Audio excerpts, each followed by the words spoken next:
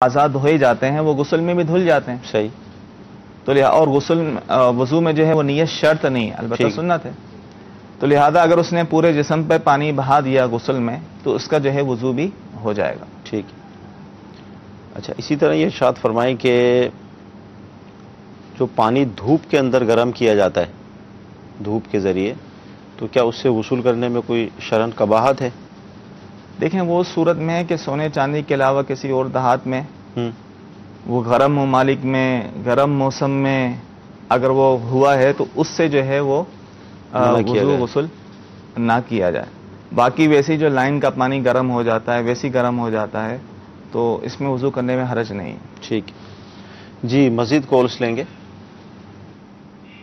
مفتی صاحب کی بارگاہ میں عرض ہے کہ جو اگر فرض و نماز کی جماعت میں یا تراویح کی نماز کی جماعت میں اگر کوئی بچہ داخل ہو جائے نابالغ بچہ، تو کیا سب کا ثواب ملے گا یا نماز ہو جائے گی؟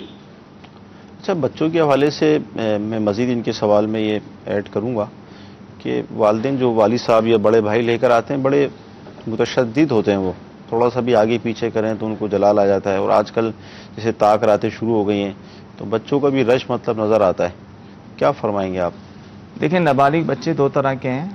ایک وہ بچے جو نماز پڑھنا جانتے ہیں، صحیح، نماز کو سمجھتے ہیں، وہ پتہ بھی چل جاتا ہے دیکھنے سے نماز پڑھ رہے ہوتے ہیں. اور ایک نابالغ اتنے ناسمجھ بچے ہوتے ہیں تو دیکھ رہے ہوتے ہیں، نماز کی ان کی کوئی تمیز نہیں ہوتی، نماز پڑھنا انہیں نہیں آتی. تو اس طرح ناسمجھ بچہ جو ہے جسے نماز پڑھنا نہیں آتی، وہ اگر صف میں کھڑا ہوگا تو اس کے صف میں کھڑے ہونے کی وجہ سے قطع صف کی صورت لازم آئے گی، جو کہ جائز نہیں. صحیح. قطع صف. تو اس صورت میں اس بچے کو ہٹایا جائے گا، جو قادر ہے ہٹانے پر وہ ہٹائے.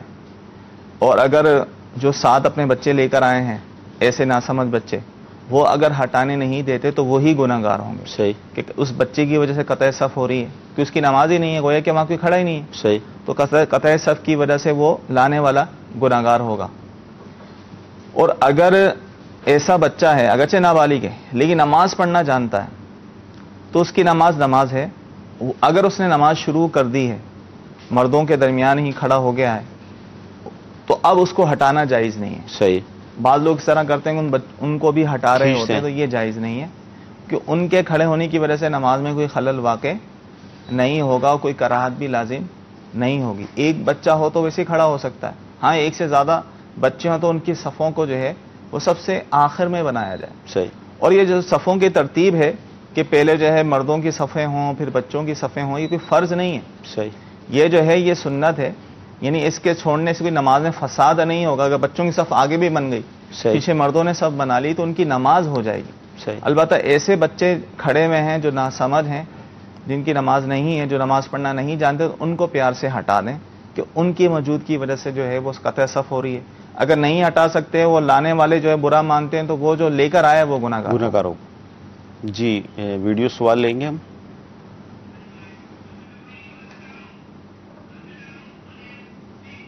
مفتی صاحب میرا ایک سوال ہے کہ آیا یہ زکوٰۃ کے پیسوں سے عمرے پہ بندہ جا سکتا ہے؟ تو اس کے بارے میں رہنمائی فرمائیے. زکوٰۃ کے پیسوں سے عمرے پہ جانا، دیکھیں اول تو یہ عمرہ یا حج کے لیے سوال کرنا جائز نہیں ہے. ٹھیک ہے. ٹھیک ہے نا. اگر کوئی کسی کو عمرے پر بھیجتا ہے زکوٰۃ کے پیسوں سے، اس طرح بھیجتا ہے خود ہی سارے انتظامات کر رہا ہے، اس کے ہاتھ میں پیسے نہیں دے رہا، تو اس طرح جو ہے وہ زکوٰۃ ادا نہیں ہوگی. ٹھیک. اس طرح کسی کو بھیج دیا عمرے پہ تو زکوٰۃ ادا نہیں ہوگی. ہاں اگر وہ رقم کا اس کو مالک بنا دیا، صحیح، اتنی رقم کا اسے مالک بنا دیا اور پھر اس رقم سے جو ہے وہ عمرہ ادا کرتا ہے تو اس کی زکوٰۃ ہو جائے گی. صحیح. جبکہ وہ مستحق زکوٰۃ ہو. لیکن کسی ایک شخص کو اتنی رقم دینا بقدر نصاب، جو نصاب تقریباً 38,000 کم و بیش بن رہا ہے، تو اب عمرے کے لیے ظاہر ہے اس سے زیادہ ہی رقم چاہیے ہوتی ہے، تو کسی ایک شخص کو بقدر نصاب دینا، اتنی رقم دینا یہ مکروہ ہے. لیکن اگر دے دیا تو ادا ہو جائے گا جبکہ وہ شریف فقیر ہو. صحیح. ہاں اگر کوئی شخص ایسا ہے جو مدیون ہے یعنی مقروض ہے، اس وجہ سے اس کو زیادہ دیا جا رہا ہے تو اس میں حرج نہیں ہے. یا جس کے بال بچے جو ہے اہل و عیال کی تعداد زیادہ ہے، کہ اگر ان میں تقسیم کیا جائے کسی کو نصاب کے برابر نہ پہنچے تو ان کو دینے میں حرج نہیں ہے. لیکن فقط کسی کو عمرے پہ بھیجنے کے لیے اتنی کثیر رقم دے دینا یہ جو ہے مکروہ ہے. ٹھیک. جی مزید کالس لیں گے. اگر کسی آدمی کے پاس 1.5-2 لاکھ روپیہ اس نے رکھا ہو کہ میں نے اپنی مطلب مکان لینا ہے، اس کے پاس مکان نہ ہو، کیا اس پہ بھی زکوٰۃ ہوگی؟ جی ہاں، اس رقم پہ بھی زکوٰۃ ہوگی. جو اگرچہ انہوں نے اپنا مکان بنانے کے لیے خریدنے کے لیے جمع کی ہوئی رقم، تو سال گزرنے پر جو ہے اس پر بھی زکوٰۃ. جب تک یہ مکان خرید نہیں لیتے اس وقت اس رقم پہ جو ہے سال بہ سال زکوٰۃ واجب ہوتی رہے گی. یعنی جو لوگ اپنی بچیوں کی شادیوں کے لیے رقم رکھتے ہیں، سونا رکھتے ہیں، زیورات رکھتے ہیں، اسی طرح یہ مکان کے حوالے سے لوگ جمع کرتے ہیں رقم، جی تو اس طرح کے تمام مال پر زکوٰۃ ہوگی. زکوٰۃ بھی ہوگی، اور اگر اتنی رقم جمع ہو گئی، حج کے ایام آ گئے تو حج بھی فرض ہو جائے. اللہ حافظ. جی مزید کالس. اب جدہ سے بات کر رہا ہوں، اور میرا یہ سوال ہے مفتی صاحب سے کہ اگر ہم رات کو کھانا وانا کھا کے سو جائیں اور صبح نماز کے لیے اٹھیں تو کیا ہمارا روزہ ہو جائے گا، یا ہمیں اٹھ کے رات کو 3 بجے سحری کرنی پڑے گی؟ جی کیا فرماتے ہیں کہ دیکھیں، سحری کا جو وقت ہے وہ آدھی رات سے شروع ہو جاتا ہے. صحیح. مگر سنت یہ ہے کہ رات کے آخری چھٹے حصے میں جو ہے وہ سحری کی جائے. مثال کے طور پہ جیسے شام 7 بجے غروب آفتاب ہو رہا ہے، یہ غروب آفتاب سے لے کر صبح 7 تک یہ رات کہلاتی ہے، اور غروب آفتاب ہو رہا ہے وہ 7 بجے اور صبح صادق ہو رہی ہے صبح 4 بجے، تو یہ تقریباً 9 گھنٹے بنتے ہیں. تو اب آدھی رات سے جو ہے سحری کا وقت شروع ہو جاتا ہے. 11:30-12 بجے اگر یہ سحری کر لیتے ہیں تو سحری کا وقت شروع ہو جاتا ہے. ٹھیک ہے. لیکن افضل یہی ہے، سنت یہی ہے کہ رات کے آخری حصے میں، آخری چھٹے حصے میں جو آخری 1.5 گھنٹہ بنے گا، صحیح، یعنی 2:30 بجے کے بعد سے جو ہے وہ سحری کر لے. لیکن اگر یہ پہلے کر لیتے ہیں، صبح ان سے اٹھا نہیں جاتا، تو ان کے روزے میں کوئی فرق نہیں آئے گا، کیونکہ نیت ان کی ہے کہ میں نے کل کا روزہ رکھنا ہے، تو اس طرح ان کا روزہ ہو جائے گا. سیالکوٹ سے یہ 3 سوال ہیں SMS کے ذریعے. اگر فجر کی نماز قضا ہو جائے تو سورج کے طلوع ہونے کے بعد کیا سنت بھی ادا کی جائے گی؟ دیکھیں، اگر سورج کے طلوع ہونے کے بعد زوال سے پہلے اسی دن کی اگر فجر کی نماز قضا کر رہے ہیں تو ساتھ سنتیں بھی پڑھیں اور فرض بھی پڑھیں. لیکن وہ سنتیں پڑھنا مطلب ضروری ہوگا یا آپشن ضروری نہیں ہوگا، یعنی مستحب ہے کہ ساتھ سنتوں کی بھی قضا کریں. ٹھیک ہے. ساتھ ان کا دوسرا سوال یہ ہے، یہ اسلامی بہن ہے، کہ اگر نماز پڑھتے ہوئے دوپٹہ اتر جائے تو نماز ہو جائے گی سر سے؟ اگر فوری طور پہ درست کر لیا گیا ہے 3 سبحان اللہ کہنے کی مقدار سے پہلے، ٹھیک ہے، 1 رکن کی مقدار سے پہلے جو ہے اگر انہوں نے فوراً صحیح کر لیا پھر تو ٹھیک ہے. اور اگر جو ہے 1 رکن کی مقدار تک وہ سر پہ دوپٹہ نہ رہا تو اس صورت میں نماز نہیں ہوگی، ٹوٹی. اگرچہ جواب تو مل گیا ان کو، لیکن تیسرا سوال انہوں نے یہ بھیجا ہے کہ گھر میں کوئی مرد اگر نہ ہو تو بغیر دوپٹے کی نماز ہو جائے گی؟ دیکھیں، یہ دوپٹے کا یہ جو حکم ہے یہ غیر محرم اس کے حوالے سے نہیں ہے. چاہے کوئی تنہائی میں بھی نماز پڑھ رہی ہو، اندھیرے میں پڑھ رہی ہو، گھر میں کوئی بھی نہ ہو، بند کمرے میں نماز پڑھ رہی ہو، تو اس کے لیے بھی یہی حکم ہے کہ وہ سر کے بالوں کو چھپائے گی. ٹھیک ہے. جسم کے حصے کو چھپائے، صرف منہ کی ٹکلی یہ کھلا رہے گا، ہتھیلیاں اور پاؤں، ٹھیک ہے، پاؤں کے جو پیر ہیں وہ کھلے رہیں گے، باقی پورے جسم کو ڈھانپنا ہی ضروری ہے. یہ ستر مطلب ستر ہے نا، ستر عورت میں شامل ہے. ٹھیک ہے جی. مزید کال لیں گے. محمد اویس اور میں جھیلم سے بات کر رہا ہوں. میرا مفتی صاحب سے یہ سوال ہے کہ عورتیں 8 یا 10 تراویحیں پڑھ سکتی ہیں یا نہیں؟ جی اسلامی بہنیں تراویح کتنی پڑھیں گی؟ دیکھیں، مرد و عورت دونوں کے لیے یہی حکم ہے کہ 20 رکعتیں نماز تراویح پڑھیں گی. کیونکہ 20 رکعتیں جو ہے نماز تراویح پڑھنا یہ سنت موقدہ ہے.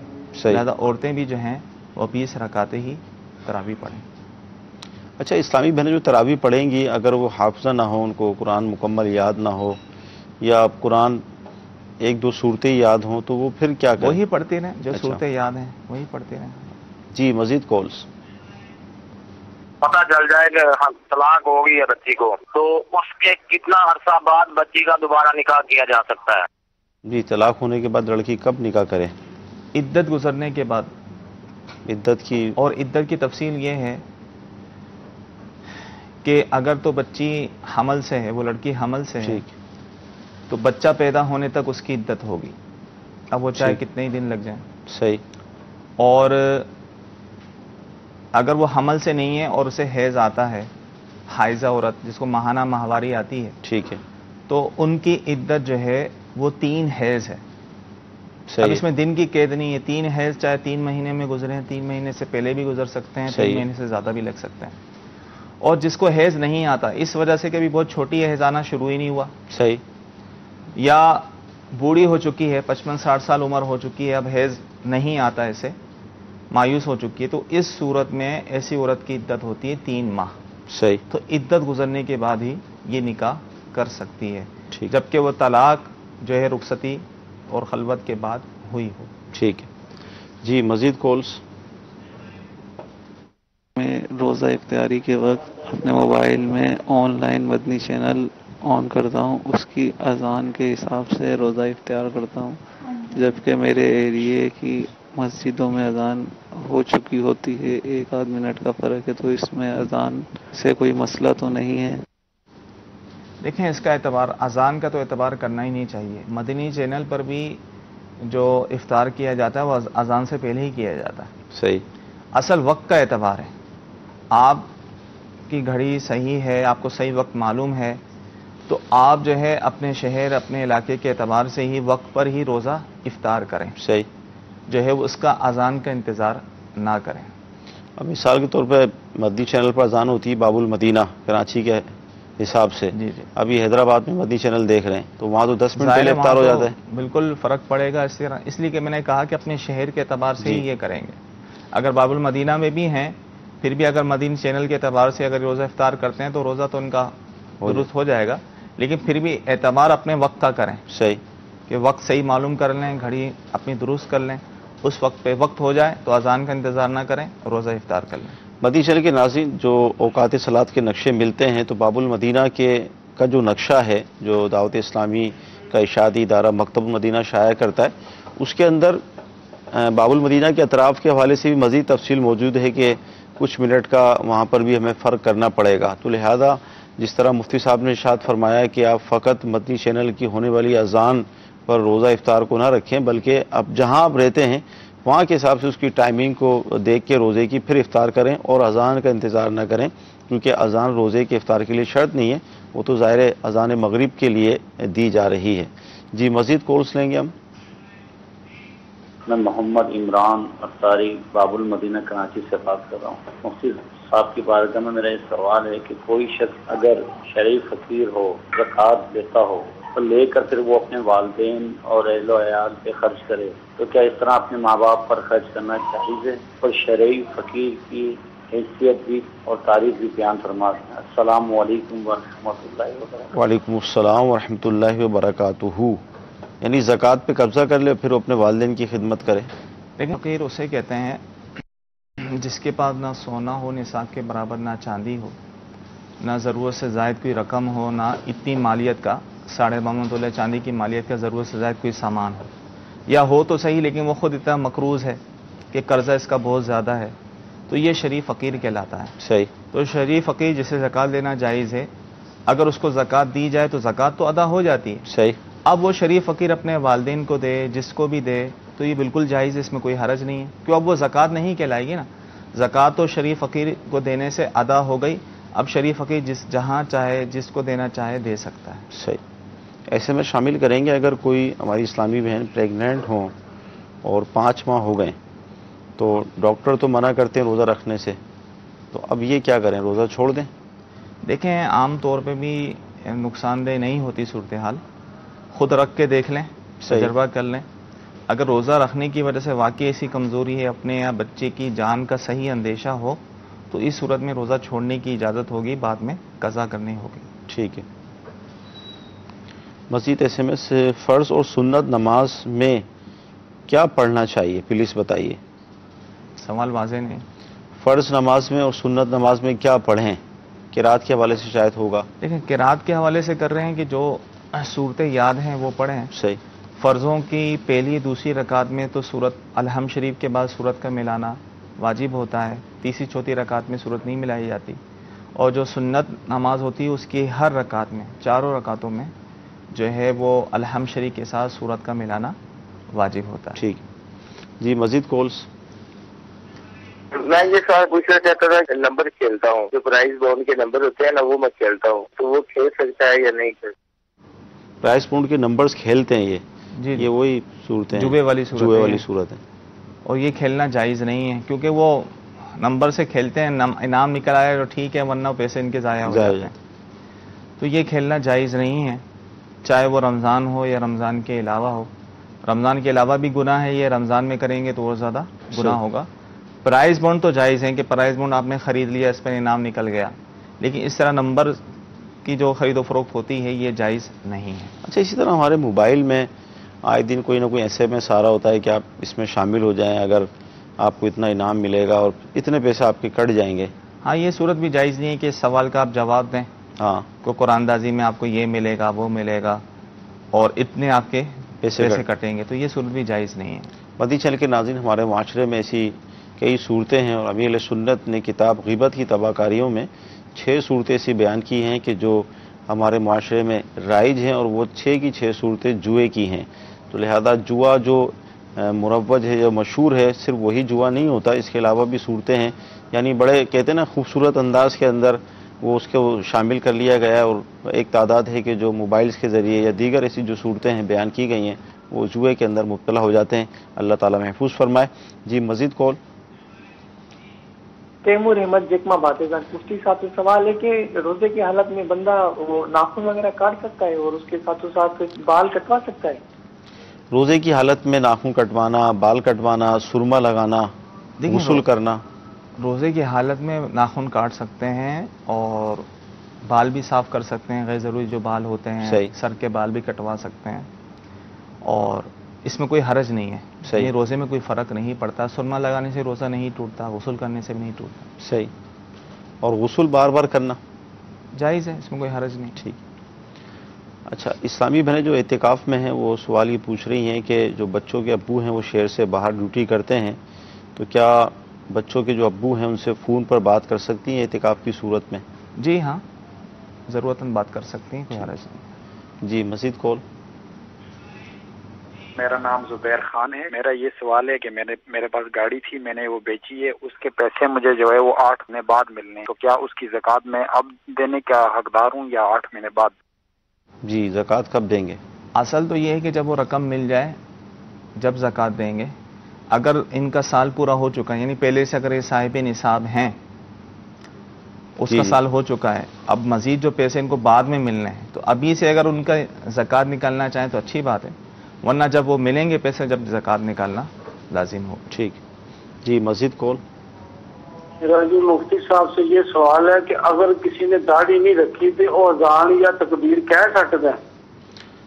اذان یا تکبیر کہنے کے لیے جس کی داڑھی جو نہ رکھتا ہو، یعنی کٹاتا ہو، حد شرع سے کم کٹاتا ہو، تو ایسا شخص فاسق کہلاتا ہے. ٹھیک.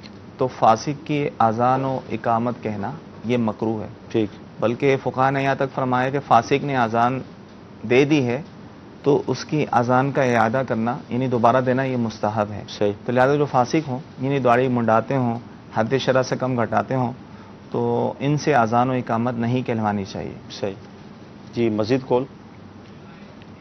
دعا مانگنے کا کیا طریقہ؟ دعا مانگنے کا کیا؟ دعا مانگنے کا یہ طریقہ ہے کہ یکسوئی کے ساتھ نگاہیں نیچی کیے، دونوں ہاتھوں کو جو پھیلا کر دعا کریں. بعض لوگ اس طرح دعا کرتے ہیں، بہتر طریقہ یہی ہے کہ ہاتھوں کو کھول کے اس طرح دعا کریں. یا تو سینے کے سیدھ میں رہیں، یا کندھے کے سیدھ میں رہیں، یا چہرے کے سیدھ میں، یا اتنے بلند ہو جائیں کہ بغل کے سفیدی نظر آ جائے. چاروں صورتوں میں ہتھیلیاں جو ہے آسمان کی طرف بلند کریں کہ جو اس کا قبلہ جو ہے آسمان ہی ہے، تو اس صورت میں دعا مانگی جائے. اچھا، بعض اوقات یہ وسوسہ آتا ہے، یار اتنے عرصے سے دعا مانگ رہے ہیں، دعا قبول ہی نہیں ہوتی، تو مطلب وزن سے ہو جاتے ہیں، تو مطلب دعا دیکھیں، دعا کی قبولیت کا نہ ہونا، اس میں بھی کئی حکمتیں ہوتی ہیں. ٹھیک. اور بعض اوقات ان لوگوں کی دعائیں قبول نہیں ہوتی جو جلدی مچاتے ہیں. صحیح. کہ اب ابھی دعا کی تھی، دعا قبول نہیں ہو رہی، تو جلدی مچانے سے بھی دعا قبول نہیں ہوتی. اور بھی اس کی کئی حکمتیں ہو سکتی ہیں، بلکہ بعض میں یہ آئے کہ یا تو اس کا وہ کام ہو جاتا ہے. صحیح. یا اس کے گناہ معاف ہوتے ہیں صحیح اس کی وجہ سے, یا بروز قیامت اس کو اس کا اجر ملے گا. صحیح. اور جب بروز قیامت جب وہ دیکھے گا کہ جو دنیا میں میری دعا قبول نہیں ہوئی تھی اس کا اجر مجھے آخرت میں مل رہا ہے, تو یہ تمنا کرے گا کاش میری دنیا میں کوئی دعا قبول ہی نہ ہوئی ہوتی. تو کئی حکمتیں ہوتی ہیں, بلکہ یہ بھی آیا ہے روایتوں میں کہ بعضوں کو لوگ دعا کرتے ہیں تو حضرت جبریل علیہ السلام عرض کرتے ہیں کہ یا باری تعالیٰ تیرا بندہ تجھ سے مانگ رہا ہے, تو اللہ تعالیٰ فرماتا ہے کہ اس کو نہ دے, صحیح, ابھی نہ دے کیونکہ اس کی آواز مجھے پسند ہے. سبحان اللہ. اور بعضوں میں فرماتے ہیں کہ اس کو دے دے کہ مجھے اس کی آواز پسند نہیں ہے. تو کئی اس میں حکمتیں ہو سکتی ہیں. اور بعض اوقات ایسا بھی ہوتا ہے کہ بندہ دعا مانگتا ہے, اس دعا کی برکت سے اس پر جو مصیبت آنی ہوتی ہے وہ ٹل جاتی ہے. اس کو کیا پتا میں ابھی دعا مانگ رہا ہوں کہ میری نوکری لگ جائے یا فلاں کام ہو جائے, دعا مانگ کے اس نے مسجد سے باہر نکلنا تھا تو اس کا ایک سخت ایکسیڈنٹ ہونے والا تھا. صحیح. لیکن اس کی دعا کی برکت سے اس کی وہ مصیبت ٹل گئی. لیکن یہ بندہ نہیں جانتا, تو اس لیے اللہ کی رضا پر راضی رہنا چاہیے, دعا مانگتے ہی رہنا چاہیے.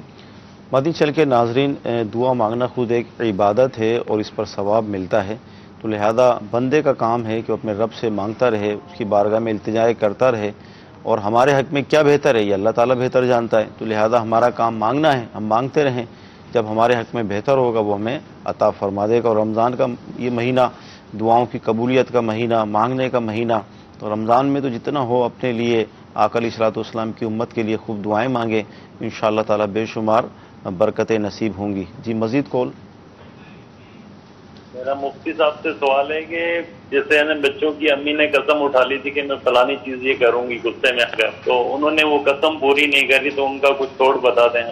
جی قسم کا کفارہ کیا ہوگا, توڑ دی تو قسم توڑ دی ہے. جی دیکھیں اگر کوئی قسم کھائی تھی یہ کام نہیں کروں گی اور کام کر لیا ہے, جی تو قسم توڑنے کا کفارہ یہ ہے کہ 10 مسکینوں کو 2 وقت کا کھانا کھلایا جائے. صحیح.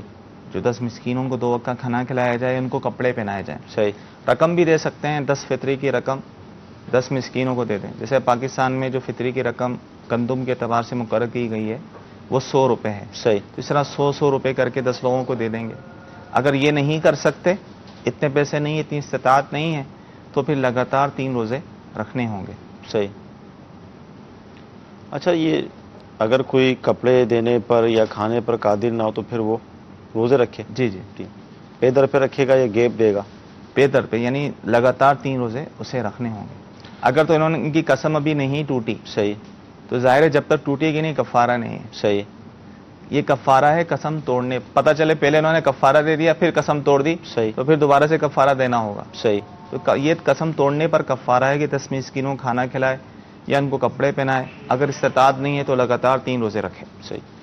اچھا مفتی صاحب, جیسے اعتکاف الحمدللہ شروع ہو گیا, اب صلاۃ و تسبیح کی نماز اللہ تعالیٰ کی رحمت سے اس کا رجحان پایا جاتا ہے, تو اس کا وقت کیا ہے, کب پڑھیں رات میں؟ یہ 11 بجے پڑھیں, 12 بجے پڑھیں, سحری کے وقت پڑھیں؟ رات میں پڑھنے کی کوئی کہ نہیں, کیونکہ رات میں کوئی مکروہ وقت تو آتا ہے نہیں. ٹھیک, جب چاہیں پڑھ سکتے ہیں. ہاں جب فجر کا وقت شروع ہو جائے, یعنی سحری کا وقت ختم ہوتا ہے تو فجر کا وقت شروع ہو جاتا ہے, اب صلاۃ و تسبیح نہیں پڑھ سکتے, کیونکہ فجر کا وقت شروع ہو جائے تو فجر کا وقت سے لے کر طلوع آفتاب تک, سورج طلوع ہونے تک 2 سنت کے علاوہ اور کوئی نفل پڑھنا جائز نہیں ہے. دن میں بھی پڑھ سکتے ہیں, افضل ہے دن میں پڑھنا. ہاں البتہ زوال, ظہر کے وقت سے پہلے جو زوال کا ٹائم ہوتا ہے, صحیح, تو اس میں نہ پڑھی جائے, اس میں کوئی نماز پڑھنا جائز نہیں ہوتا. اسی طرح سورج غروب ہونے کا وقت جو ہے عصر کی نماز کے بعد نہیں پڑھ سکتے. تو جن اوقات میں نفل نہیں پڑھ سکتے ان اوقات میں نہ پڑھیں. رات میں کوئی ایسا مسئلہ نہیں ہے, رات میں جس وقت چاہیں پڑھ سکتے ہیں, سحری کا وقت ختم ہونے سے پہلے پہلے. اچھا, صلاۃ التسبیح کی جو نماز ہے اس کی جو فضیلت ہے, یعنی 8 اس کے فضائل بیان کیے جاتے ہیں کہ چھوٹے بڑے, ظاہری باطنی, صغیرہ کبیرہ, اللہ تعالیٰ یہ گناہ معاف فرما دیتا ہے. تو یہ نماز پڑھنے کے بعد بندہ فارغ ہو جاتا ہے. دیکھیں اس کی نمازیں بھی احادیث میں ذکر ہوتا ہے نا کہ اتنے گناہ معاف ہو جاتے ہیں, یہ ہو جاتا ہے. اس گناہ سے مراد صغیرہ گناہ ہوتا ہے. ٹھیک ہے. باقی جو کبیرہ گناہ ہیں وہ سب توبہ سے ہی معاف ہوں گے, اور جو اس کے تقاضے ہیں وہ پورے کرنے کے بعد ہی معاف ہوں گے. تو یہاں جو مراد ہوتی ہے اس سے صغیرہ گناہ معاف ہوتا ہے. ٹھیک. اور بڑی فضیلت ہے اس نماز کی, اور روایت میں یہ آتا ہے کہ کم از کم زندگی میں 1 مرتبہ, ورنہ سال میں 1 مرتبہ, ورنہ مہینے میں 1 مرتبہ, ہفتے میں 1 دفعہ, جس سے بن پڑے تو روزانہ اس کو ادا کرے. تو الحمدللہ رمضان کی مبارک راتیں ہیں، جن کو سہولت ہے، جن کے پاس وقت ہے. ایک عادت ایسی ہوتی ہے کہ ان کی چھٹیاں ہوتی ہیں رمضان شریف میں، تو دن کے اوقات میں جو مکروہ اوقات ہیں نماز کے، اس کے علاوہ روزانہ یہ نماز ادا کریں، ورنہ طاق راتوں میں ادا کریں. جیسے رات جو گزری یہ طاق رات تھی، اور الحمدللہ عز و جل کئی مساجد کے اندر یہ نمازیں ادا کی گئیں. تو عرض ہے کہ جتنا ہو سکے لوٹ لیں، کہ نفل کا ثواب فرض کے برابر ہے، اور فرض کا ثواب 70 گنا زیادہ ہے. رمضان کا یہ مبارک مہینہ اللہ کی رحمت سے ہمیں نصیب ہوا، آئندہ نصیب ہوگا اس کی کوئی گارنٹی نہیں. اب جو دن باقی رہ گئے جتنا ہو سکے اس میں اللہ تعالیٰ کی عبادت کریں، ذکر اللہ کریں، درود پاک پڑھیں، نوافل پڑھیں، قرآن کی تلاوت کریں اور خوب نیکیاں حاصل کریں. اللہ ہمیں توفیق عطا فرمائے. جی مزید کورس لیں گے. اگر نماز کے دوران جو تسبیح ہم پڑھتے ہیں اللہ اکبر ربنا ولک الحمد، اگر یہ پڑھنا کوئی شخص بھول جائے تو کیا اس کی نماز پہ کچھ فرق پڑے گا؟ جی دیکھیں، تکبیر تحریمہ تو نماز کے فرائض میں سے بھی ہے. اس کے علاوہ جو تکبیرات ہیں، یعنی رکوع سجود کی تکبیرات ہیں، تو یہ پڑھنا، یہ کہنا سنت ہے. ٹھیک ہے. لیکن اگر کوئی بھول گیا، کسی نے نہیں کہا، تو اس صورت میں اس کی نماز ہو جائے گی. لیکن نماز کا جو اپنا ایک حسن ہے، جیسے سنت تو ترک ہو ہی جائے گی. جی جی، یہ نہیں کہنا چاہ رہے ہیں کہ بھول گئے تو ظاہر کوئی سجدہ سہو کی بھی حاجت نہیں ہے، سنت چھوٹی ہے. ظاہر آپ جان بوجھ کے تو اس کو نہیں چھوڑیں گے، صحیح سنت کو. پتہ چل کے ناظرین، نماز اللہ تبارک و تعالیٰ کی بہت پیاری عبادت ہے، لیکن اس کے احکام بھی ہیں. اب احکام سیکھنے کے حوالے سے جو حالت ہے وہ ہمارے سامنے ہے، تو کوشش کر کے نماز کے احکام کتاب جو ہے امیر سنت کی، اس کو حاصل کر لیجئے، اس کا مطالعہ کیجئے، انشاءاللہ تعالیٰ بہت آپ کے علم میں اضافہ ہوگا. جی مزید کالز.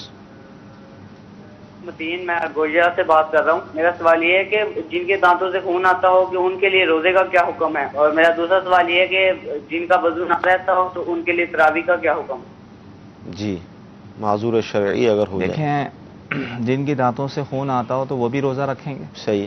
کہ دانتوں سے، مسوڑوں سے خون آنے سے جو ہے وہ روزہ نہیں ٹوٹتا. صحیح.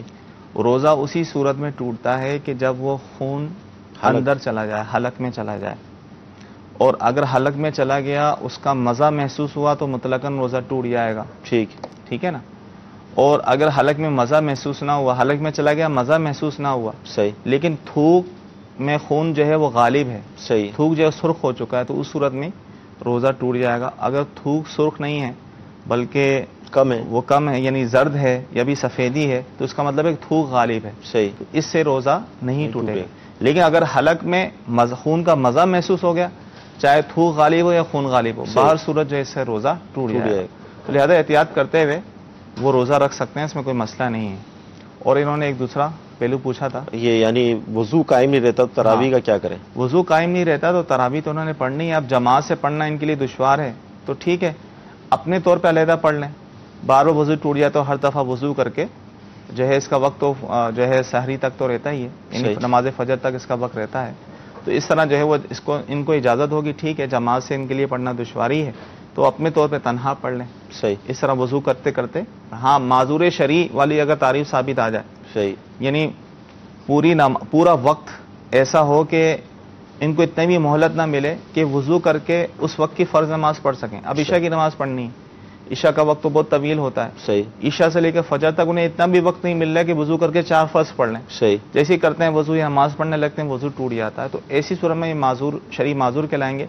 اس صورت میں یہ وضو کر کے نمازیں پڑھ لیں، ان کا اس وجہ سے وضو نہیں ٹوٹے گا. لیکن اگر ایسا نہیں ہے، 2-3 کوشش کے بعد جو ہے وہ کامیاب ہو جاتے ہیں نماز پڑھنے پر، تو انہیں ہر دفعہ وضو ہی کرنا ہوگا. اب مثال کے طور پہ عشاء کا جو وضو ہے، عشاء کا جو وقت ہے وہ تقریباً 5 گھنٹے، تو یہ کتنا انتظار کریں گے اس چیز کے لیے؟ آخری وقت تک اس کا انتظار کریں گے. جی مزید کون؟ میرا مفتی صاحب سے سوال ہے کہ کیا نماز میں ہم 3 دفعہ سبحان ربی العظیم کہتے ہیں، 3 سے زیادہ دفعہ بھی کہہ سکتے ہیں؟ جو تسبیحات ہیں رکوع سجود کی، زیادہ دفعہ کہہ سکتے ہیں، بلکہ مستحب ہے 5 دفعہ کہیں، 7 دفعہ کہیں، کہہ سکتے ہیں. جی مزید کون؟ مفتی صاحب کے بارگاہ میں سوال عرض ہے کہ مسجد کو زکوٰۃ نہیں دے سکتے براہ راست، تو اس میں شرعی حیلہ کرنا ہوتا ہے. تو مفتی صاحب کی بارگاہ میں عرض ہے کہ شرعی حیلہ کیا ہے اور اس کی شرعی حیثیت کیا ہے؟ جی شرعی حیلہ اور حیثیت. لیکن شرعی حیلہ جو ہے ضرورت کے وقت کیا جاتا ہے. اب کہیں مسجد تعمیر ہو رہی ہے اتنے پیسے نہیں ہیں, اتنا چندہ نہیں ہو پا رہا, اور زکوٰۃ کے پیسے ہیں, لوگ زکوٰۃ کے پیسے دینا چاہ رہے ہیں, تو ظاہر ہے ڈائریکٹ تو نہیں لگ سکتے, مسجد کی تعمیرات میں بھی زکوٰۃ کے پیسے نہیں لگ سکتے. تو اس کا شرعی ہیلہ کیا جاتا ہے کہ زکوٰۃ جو ہے وہ شریف فقیر کو, مستحق زکوٰۃ کو زکوٰۃ دے دیں گے. اب شریف فقیر کو زکوٰۃ دے دی, اب ان سے کہہ دیا حضرت وہ فلاں جگہ مسجد تعمیر ہو رہی ہے, آپ وہاں جو ہے پیسے دے دیجئے. پھر وہ شریف فقیر جو ہے وہاں مسجد میں پیسے دے دے, تو وہ مسجد جو ہے وہ تعمیرات میں لگا سکتے ہیں. تو اس طرح کیونکہ دینے والے کی زکوٰۃ بھی ادا ہو گئی, شریف فقیر کو اس نے زکوٰۃ دے دی, اس طرح مسجد کو بھی چندہ مل گیا. اس طرح یہ شرعی ہیلہ کر کے کر سکتے ہیں, اور شرعی ہیلے کی اجازت وہ ضرورتاً ہے. صحیح ہے, ہر کام کے لیے شرعی ہیلے کی اجازت نہیں ہوتی. ٹھیک ہے. جو چندہ کرتے ہیں ہمارے اسلامی بھائی, ان کے لیے امیر سنت نے چندے کے بارے میں سوال جواب یہ کتاب مرتب فرمائی ہے. بہت ضروری ہے اس کا پڑھنا, کیونکہ چندے کی جو شرعی حیثیت ہے, جو اس کے مقاصد ہیں, جو اس کا استعمال ہے, اس کا بھی پورا ایک نظام ہے جو شریعت نے مقرر کیا. تو جتنے بھی اسلامی بھائی یا جو اسی تنظیمیں جو اس طرح کا کام کرتی ہیں, تو ان کو بھی چاہیے کہ وہ اس کا مطالعہ کریں. کہیں ایسا نہ ہو کہ ثواب کی لیے کام کرنے نکلے تھے اور لا علمی کی وجہ سے گناہ کر کے پلٹیں. تو اس کتاب کا اول تاخیر لازمی مطالعہ کر لیں. جی مزید کال. بلال نام ہے میرا, لاہور سے بات کر رہا ہوں. پینٹ شرٹ میں نماز پڑھی جا سکتی ہے کہ نہیں؟ اگر وہ ٹخنوں سے نیچے ہو, آپ کی پینٹ جا رہی ہے, تو اس صورت میں نماز پڑھنے کے بارے میں کیا ہوگا حکم؟ پینٹ شرٹ میں بھی نماز ہو جاتی ہے. جی. اب ٹخنوں سے نیچے پانچے ہوں تو ظاہر اتنے لمبے پانچے نہیں ہونے چاہیے, ٹخنے ظاہر ہونے چاہیے. لیکن اگر ان کو ٹخنے ظاہر کرنے کے لیے ان کو فولڈ کرنا پڑتا ہے, تو پھر فولڈ نہ کریں. کیونکہ حدیث میں فولڈ کرنے کی, کپڑوں کو موڑنے کی ممانعت آئی ہے. اور نماز میں کپڑوں کو فولڈ کرنا یہ مکروہ تحریمی یعنی گناہ ہے. اس حالت میں نماز پڑھ لی تو لٹانا واجب ہوتا ہے. تو لہذا اگر بغیر موڑے اوپر نہیں ہوتا تو ایسے ہی رہنے دیں. ایسے بھی رہنا برا ہے, اگرچہ یہ مکروہ تنزیہ اور نماز میں خلاف اولا ہوگا, لیکن گناہ نہیں ہوگا. تو اگر جو ہے ٹخنے جو ہے پانچے جو ہے وہ بڑے ہیں تو اس کو فولڈ نہ کیا جائے, اسے ایسے ہی رہنے دیا جائے. اور آئندہ کے لیے پھر یہ ہے پانچوں کے اس طرح کی ترتیب بنائیں کہ ٹخنے جو ہے وہ ظاہر رہیں. ادھی چل کے ناظرین, اعتکاف شروع ہو چکا, اعتکاف کیا جا رہا ہے, لیکن اعتکاف کے احکام سیکھنے کے حوالے سے الحمدللہ فیضان رمضان کتاب موجود ہے, اس کے اندر باب موجود ہے, اس کا مطالعہ کریں. اچھا, اسلامی بہنیں جو اعتکاف کرتی ہیں گھروں میں, اب وہ ایک جگہ مخصوص کر لیتی ہیں کہ بھئی یہ مسجد بیت ہے اور اس کے اندر اعتکاف کرنا ہے, تو کیا وہ اپنے کسی ضروری کام سے, یا وہ گھر کا جو پورا مثال 2-3 کمروں پر مشتمل وہ گھر ہے, تو کیا پورے گھر میں آنا جانا کر سکتی ہیں؟ کچن کے جو کام ہیں اس میں کیا وہ ہاتھ بٹا سکتی ہیں اعتکاف کے دوران؟ دیکھیں, اعتکاف اسلامی بہنیں جو گھروں میں کرتی ہیں, جو جگہ نماز کے لیے مخصوص کی ہوتی ہے اسے مسجد بیت کہتے ہیں, اور اسی جگہ پر ہی اعتکاف کرنا ہوتا ہے. اس جگہ سے اگر بلا ضرورت نکلیں گی تو ان کا اعتکاف ٹوٹ جائے گا. ٹھیک ہے. ضرورت یہ ہے ان کو وضو کی حاجت ہے, نہانا فرض ہو گیا, واش روم وغیرہ کی حاجت ہے, تو اس صورت میں انہیں باہر نکلنے کی اجازت ہوگی. کچن میں جانے کی اجازت نہیں ہے. جب گھر میں اور بھی خواتین موجود ہیں کام کاج کرنے والی, تو پھر انہیں جو ہے وہ کچن میں جانے کی اجازت نہیں ہو. ہاں بالفرض گھر میں کوئی نہ ہو, صحیح, کھانا لانے والا کوئی نہیں ہے, تو کچن میں جا کے وہ جو ہے کھانا لے کے اپنی جگہ پہ آ کے کھا سکتی ہیں. صحیح. اس طرح تو صورت ہے. ورنہ اگر اور گھر میں موجود ہیں, پکانے والیاں بھی موجود ہیں, تو پھر انہیں نکلنے کی اجازت نہیں ہوگی. اچھا, اعتکاف مثال طور پہ آج پہلا دن ہے ہمارا اعتکاف کا, تو 3-4 دن گزرے, کسی وجہ سے اعتکاف ٹوٹ گیا, تو اب اعتکاف ٹوٹنے کے بعد کیا کریں؟ اس کی قضا کی کیا صورت ہوگی؟ 3 دن کی قضا کریں, 5 دن کی قضا کریں؟ دیکھیں, اعتکاف اگر ٹوٹ جائے نا تو پھر 1 دن کی قضا ہوتی ہے. اچھا, 10 دن کی قضا نہیں ہوتی. اب کسی کا کسی وجہ سے اعتکاف ٹوٹ گیا, یعنی جو پابندیاں تھیں اس سے جو ہے وہ نہ ہو سکیں, صحیح, اور وہ حدود سے باہر نکل گیا, بھولے سے یا جان بوجھ کے نکلے گا تو ظاہر گناہ گار ہوگا. تو اعتکاف کی قضا وہ 1 دن کی ہے. ابھی رمضان کے دن باقی ہیں, صحیح, تو 1 دن کی قضا کی نیت سے بیٹھ جائے. اس کا طریقہ یہ ہے کہ مغرب سے پہلے جائے اعتکاف میں چلا جائے, صحیح, مرد جو ہے وہ مسجد میں چلا جائے, صحیح, عورتیں مسجد گھر کے اندر مسجد بیت میں چلی جائیں, صحیح, اور قضا کی نیت سے بیٹھ جائیں. اگلے دن کا ظاہر روزہ بھی ہوگا, اگلے دن مغرب تک وہ بیٹھی رہیں, تو اس طرح 1 دن کی ان کی قضا ہو جائے گی. اور اگر رمضان کے دن باقی نہ ہو تو پھر رمضان کے بعد 1 دن کی قضا روزہ رکھ کے کرنی ہوگی. حدیث شریف کے ناظرین سلسلہ ہوا, بہت اہم گفتگو ہوئی, اعتکاف کے حوالے سے، زکوٰۃ کے حوالے سے، نماز کے حوالے سے بھی سوالات کو شامل کیا گیا۔ آپ سلسلے دیکھتے رہیں، انشاءاللہ آپ کے علم میں اضافہ ہوتا رہے گا۔ کل پھر حاضر ہوں گے۔ اللہ تعالیٰ کی بارگاہ میں دعا ہے کہ اللہ تعالیٰ آج کا ہمارا سلسلہ اپنی بارگاہ میں قبول فرمائے، جو سنا ہے، جو سیکھا ہے، اس پر عمل کرنے کی توفیق عطا فرمائے۔ آمین۔ صلو علی الحبیب صلی اللہ تعالی علی محمد۔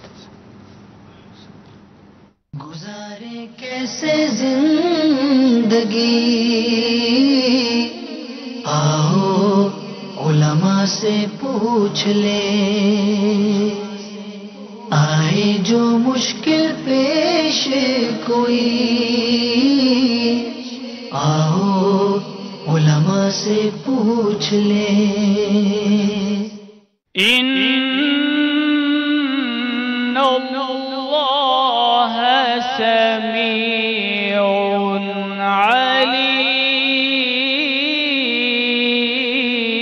علیم، تیرے گھر کے پھیر لگاتا رہوں میں، سدا شہر مکہ میں آتا رہوں میں۔ آج ہمارے سلسلے میں انشاءاللہ ڈاکٹر بھی ہوں گے، اور ہم نے کچھ کلینک بھی بنائی ہے جہاں کہیں بھی بوڑھے افراد سے آپ کا سامنا ہو، ان کا احترام، ان کی عزت اپنے دلوں میں رکھا کریں۔ جو ہمارے چھوٹوں پر شفقت نہ کرے اور بڑوں کی عزت نہ کرے فلیس منا، وہ ہم میں سے نہیں ہے۔ 300 کروڑ لوگ ایسے ہیں کہ جو غربت کی زندگی گزار رہے ہیں۔ ہمارا اپنے معاشرے کے اندر غربت کو دور کرنے کے حوالے سے کیا انداز ہونا چاہیے؟ ہمارے ہاں نوکریاں نہیں ملتی، اس کا تو بہت شور ہوتا ہے، ٹھیک ہے۔ ہم چاہتے ہیں کہ بیٹھے بیٹھائے رات کو میں سوؤں اور صبح کو کروڑوں مالدار ہو جائے۔ کالز شامل کرتے ہیں۔ روہیل قادری امروہہ سے بول رہا ہوں۔ محمد ریان اختاری چینل پر ساتھ سے عرض کر رہا ہوں۔ دلی کے شہر بریشہ روباتوں سے بات کر رہا ہوں۔ میسیجز کو بھی شامل کرتے ہیں۔ سلام، آپ کا سلسلہ بہت اچھا ہے، مدنی التجا ہے کہ یہ رات سنا دیجئے، یا نبی نظر کرم فرمانا۔ جناب آج دیکھنا ہے کتنے